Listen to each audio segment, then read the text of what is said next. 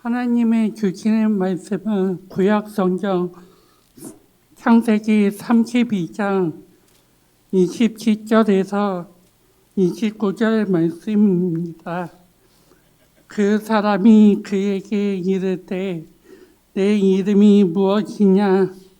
그가 이르되 야곱이다. 그가 이르되 내 이름이 다시는 야곱이라 부르는 것이 아니요 이스라엘이라 부르는 것이니 이는 내가 하나님과 몇 사람들과 겨루어 이겼습니다. 야곱이 청하여 이르되 당신이 이름을 알려주소서. 그 사람이 이르되 어찌하여 내 이름을 묻냐 하고 거기서 야곱을 축복한지어다. 아멘. 요즘 뉴스를 보면 너무 안타까운 소식들이 많이 들립니다. 며칠 전에 부천에 있는 한 호텔에서 화재가 발생해서 많은 인명피해가 있었습니다.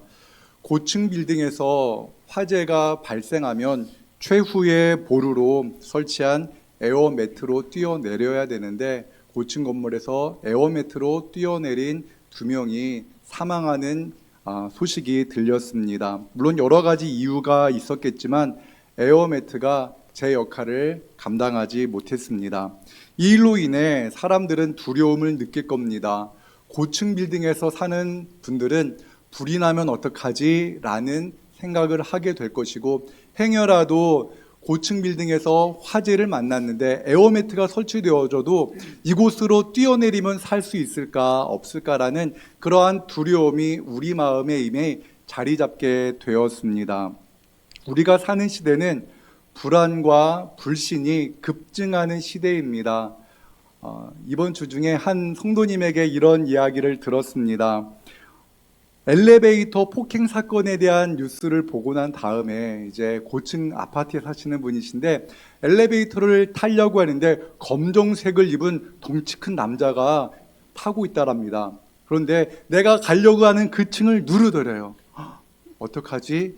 두려운 마음에 이렇게 내려야 되나라고 생각하는데 그분이 쑥스러운 표정으로 저는 전단지 묻히러 가는 사람입니다 라고 말을 해서 엘리베이터를 타고 올라가시다는 말씀을 들었는데요.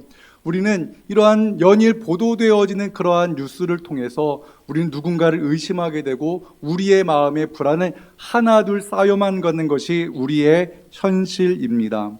우리가 사는 시대는 믿을 것이 점점 없다 보니까 누구도 믿을 수 없다라는 그러한 불신이 쌓여가고 돈과 내 가족만 믿을 수 있다라는 그러한 생각에 가득해서 사람들은 가면 갈수록 무언가를 소유하려 하고 우리 가족끼리 내 자신만이라는 이러한 점점 한계에 사로잡히는 것이 사실입니다. 그런데 여러분, 많은 것들을 소유하고 조금 더 안정적인 곳에서 우리가 살아간다면 우리의 삶이 진정 두려움이 없는 그러한 삶을 살아갈 수 있을까요? 그러지는 않을 겁니다. 오늘 본문에 나오는 야곱이 그러한 두려움 가운데 살았던 사람입니다.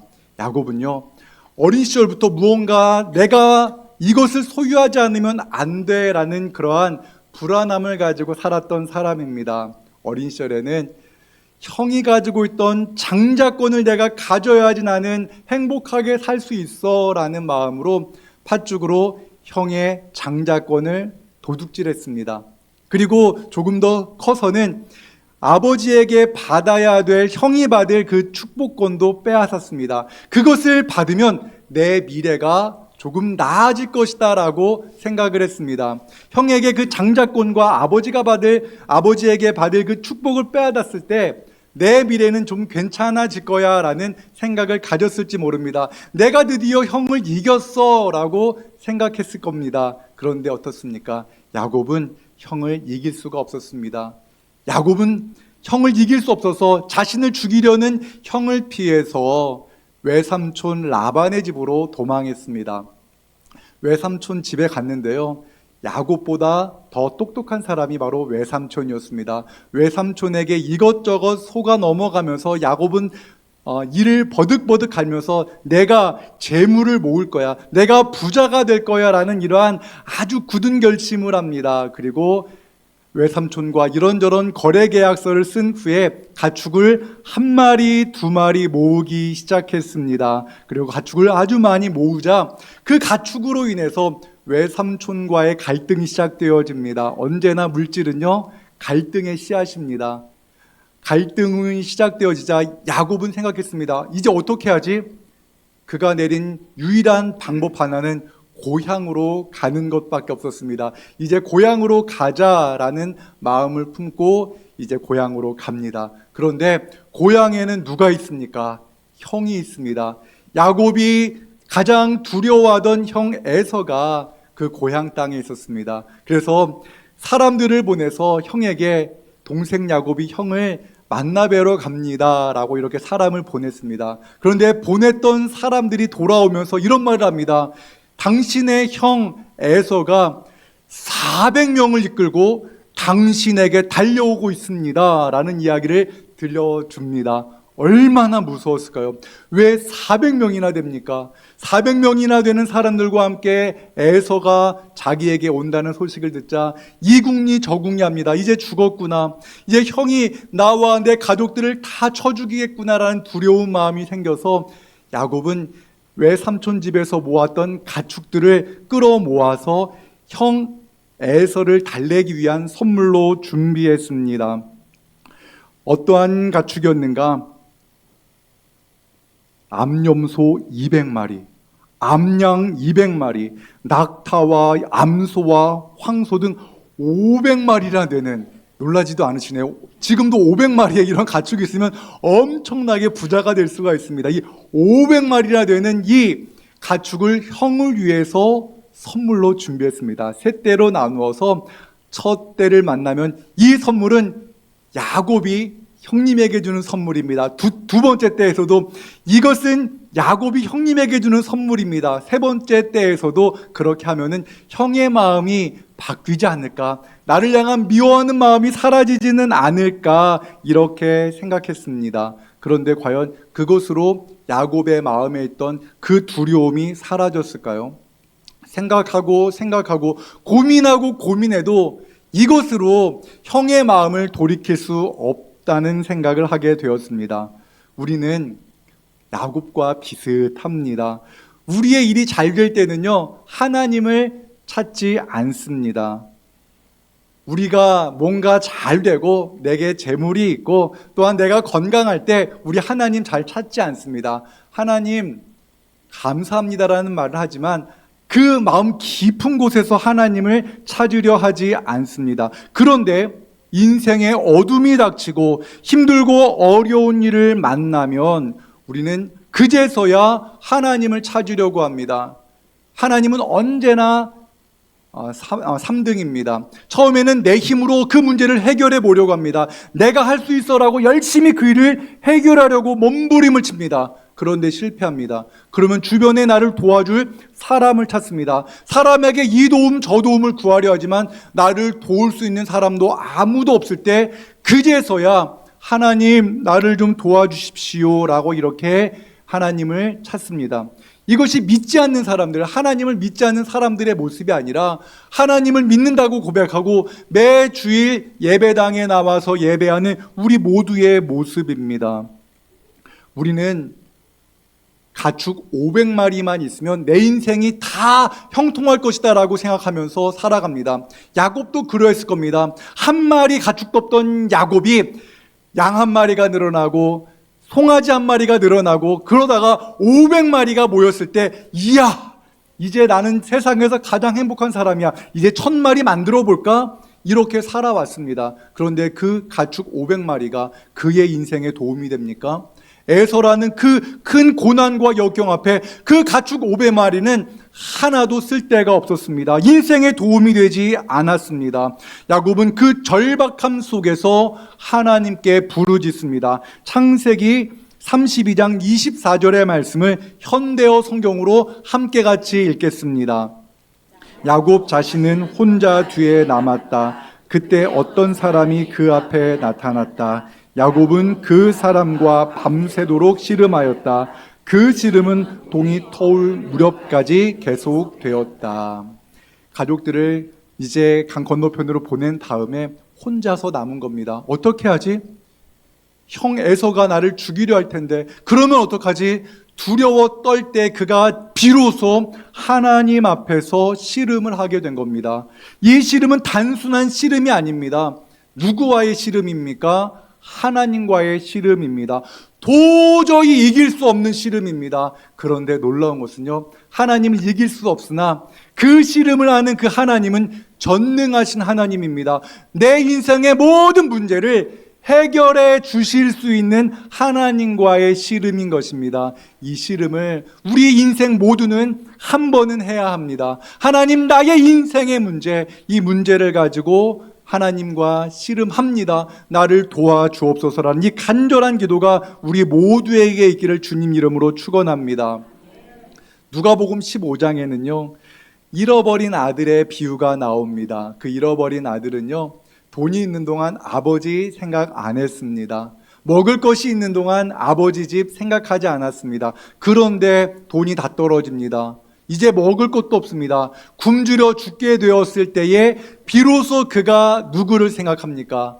아버지를 생각합니다. 고향을 생각합니다. 이것이 우리의 모습입니다. 그런데 놀라운 것은요, 하나님은 그 가난해지고 먹을 것이 없어서 그래서 찾다 아버지께 돌아오는 그 탕자와 같은 야곱을 받아주십니다. 그리고 그와 함께 씨름을 하는 겁니다. 하나님, 나를 도와주십시오. 하나님 아니면 내 인생의 문제를 해결해 줄 수 있는 분이 아무도 없습니다. 절박하게 하나님을 붙잡고 씨름하는 그 야곱과 하나님이 씨름해 주십니다. 야곱은요, 이렇게 절박하게 하나님께 부르짖으며 하나님과 씨름했던 적이 없습니다. 그런데 그 절박함 속에서 하나님께서 그에게 말씀하십니다. 창세기 32장 27절의 말씀을 함께 읽겠습니다. 그 사람이 그에게 이르되 내 이름이 무엇이냐? 그가 이르되 야곱이니이다. 하나님께서 야곱에게 물으시는 겁니다. 내 이름이 무엇이냐? 하나님이 야곱의 이름을 모르기 때문에 그의 이름을 물으신 것이 아닙니다. 야곱의 현재 모습을 보시기 위해서, 그의 고백을 듣기 위해서 그의 이름을 물으신 것입니다. 히브리어로 야곱은요, 속이는 사람, 가진 것보다 더 많이 얻으려는 사람, 문제를 직면하기보다 피하려는 사람이라는 뜻을 가지고 있습니다. 하나님과 씨름을 하던 그 야곱에게 내 이름이 무엇이냐라고 물으셨을 때 야곱은 이렇게 말하는 겁니다. 하나님, 제 이름은 야곱입니다.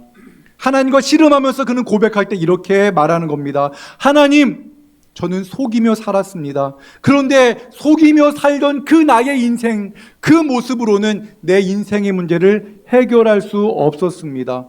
하나님, 저는 가지고 있는 것보다 더 많이 소유하려고 했습니다. 하지만 아무리 많이 소유해도 그 소유로 내 인생의 문제를 해결할 수 없다는 것을 알게 되었습니다. 하나님, 나는 내 인생에 직면한 문제를 날마다 회피하려고만 했습니다.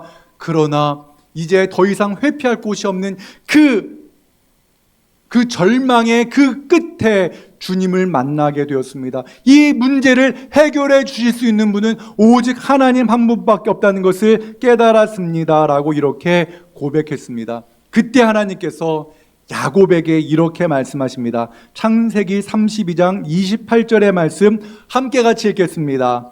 그가 이르되 내 이름을 다시는 야곱이라 부를 것이 아니요 이스라엘이라 부를 것이니 이는 네가 하나님과 및 사람들과 겨루어 이겼음이니라. 아멘. 속이는 사람 야곱, 그 야곱, 문제를 대면하기보다는 항상 피하려고만 했던 그 야곱, 가지고 있는 것에 만족하지 않고 더 많이 소유하려고 그렇게 살았던 야곱이 드디어 하나님과 씨름을 하면서 하나님 그 앞에서 그의 이름이 바뀝니다. 인내하는 사람, 하나님과 겨루어 이긴 그 이스라엘이라는 이름으로 그의 이름이 변화되었습니다. 그가 경험한 것은 무엇입니까? 하나님의 은혜를 경험한 것입니다. 과거에 하나님이 했던 그 약속, 내가 너와 함께 할 것이다. 내가 너와 영원히 함께 할 것이며 내가 너로 큰 민족을 이루게 하겠다는 그 약속의 하나님이 자신을 붙잡고 계시다는 그 놀라운 은혜를 그가 비로소 경험하게 되었습니다. 우리도 주님 앞에서 씨름해야 합니다. 우리는 인생의 문제를 항상 회피하려고 합니다. 하나님께 내어 맡기기보다는 사람을 통해서 그 문제를 해결하려고 합니다. 우리 주님께서 우리에게 물으십니다. 내 이름이 무엇이냐? 주님께서 저에게 내 이름이 무엇이냐라고 물으시면 저는 이렇게 대답해야 됩니다. 하나님, 저는 파주시 광탄면에 사는 이승철입니다. 저는 죄인입니다. 그때 우리 주님은 말씀하십니다. 그래, 너는 죄인이다. 그러나 이제 너의 죄를 나의 독생자가 그 죄를 짊어지고 십자가에 달려 죽었다. 그러므로 너는 더 이상 죄인이 아니라 나의 자녀다. 너는 성도다. 너는 나의 양이다라고 우리 주님 말씀하십니다. 너는 이제 그리스도인이다라고 우리에게 말씀하십니다. 이 모든 음성을 듣는 우리 모두가 되기를 주님 이름으로 축원합니다. 야곱은요, 그 씨름을 통해서, 하나님과의 씨름을 통해서 엉덩이 뼈가 위골되었습니다. 연약함이 생긴 겁니다. 절뚝절뚝거립니다. 그러나 그것은 문제가 되지 않습니다. 이제 그가 하나님의 은혜를 경험했기 때문입니다. 건강할 때 하나님과 씨름하기 전에 엉덩이가 위골되었다면 절망으로 인하여서 어떻게 살지 낙심했을 것입니다. 그러나 하나님과의 씨름이 있었고 그 씨름의 과정 가운데 하나님의 은혜를 경험한 후에 엉덩이 뼈가 위골되었을 때 그의 낯빛이 어두워진 것이 아니라 오히려 그의 낯빛은 밝게 빛났습니다. 하나님을 만난 기쁨이 있었습니다. 우리가 때때로 이러한 연약함을 통하여서 하나님의 은혜를 경험합니다. 사도 바울이 그러했습니다. 사도 바울에게는 육체의 가시가 있었습니다. 그 육체의 가시가 무엇이었는지 정확하게 알지는 못합니다. 하지만 그 육체의 가시로 인하여서 그 여러 가지 불편함이 있었고 기도했습니다. 3번이나 하나님, 내 육체의 가시를 제거해 주십시오. 나를 도와주십시오라고 그가 기도했을 때 하나님께서는 그에게 이렇게 말씀하십니다. 고린도후서 12장 9절의 말씀 함께 같이 읽겠습니다. 나에게 이르시기를 내 은혜가 내게 족하도다. 이는 내 능력이 약한 데서 온전하여 짐이라 하신지라.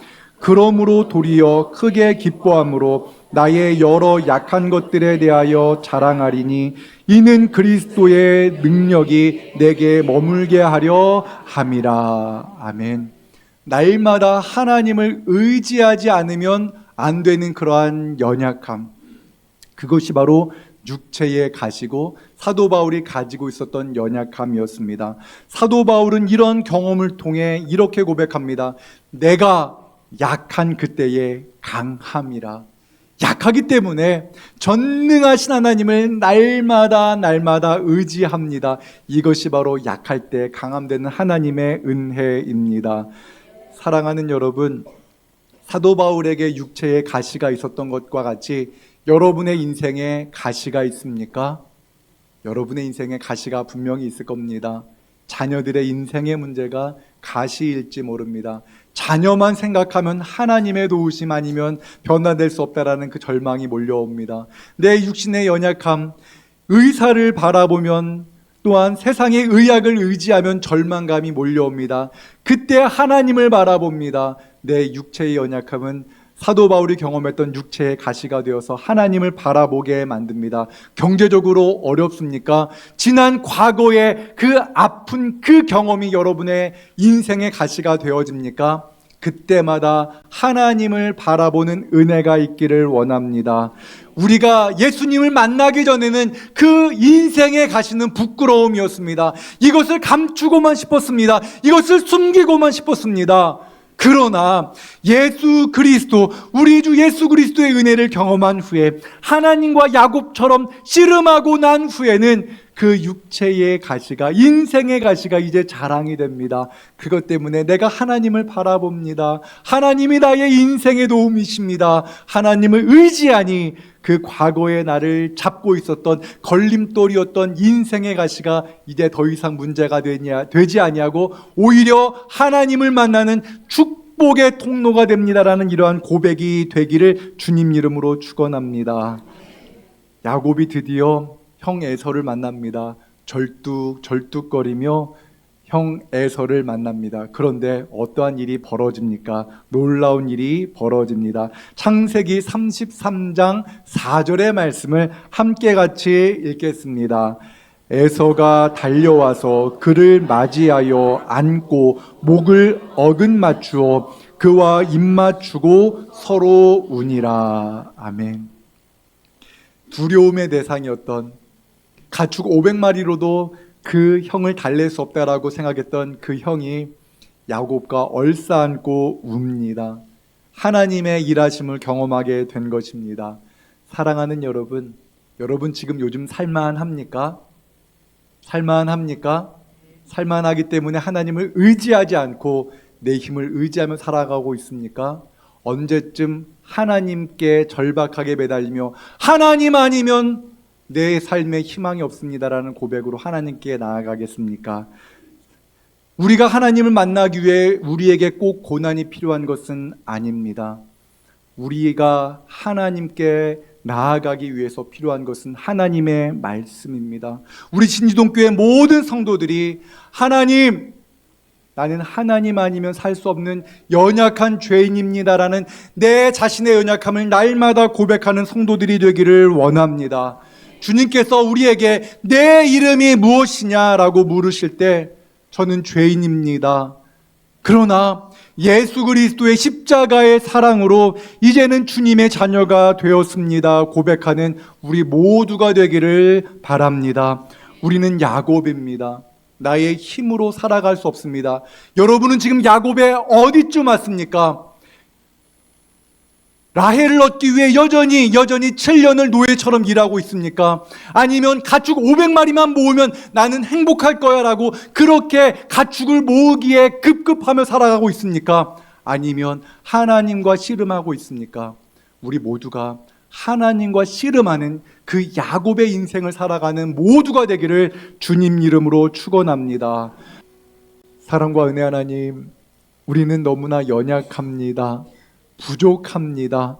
주님, 그런데 이제는 주님께서 내 이름이 무엇이냐 물으실 때, 주님, 저는 죄인이지만 예수 그리스도의 보혈로 용서받은 죄인입니다. 예수님으로 말미암아 이제 저는 하나님의 자녀가 되었습니다. 고백하는 우리 모두가 되게 하여 주시옵소서.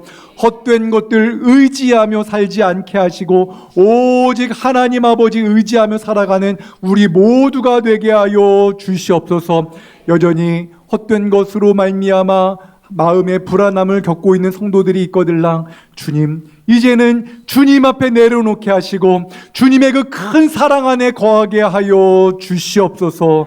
주님의 일하심을 경험하는 우리 모든 주의 백성들 다 되게 하여 주옵소서. 예수님의 이름으로 기도드리옵나이다. 아멘.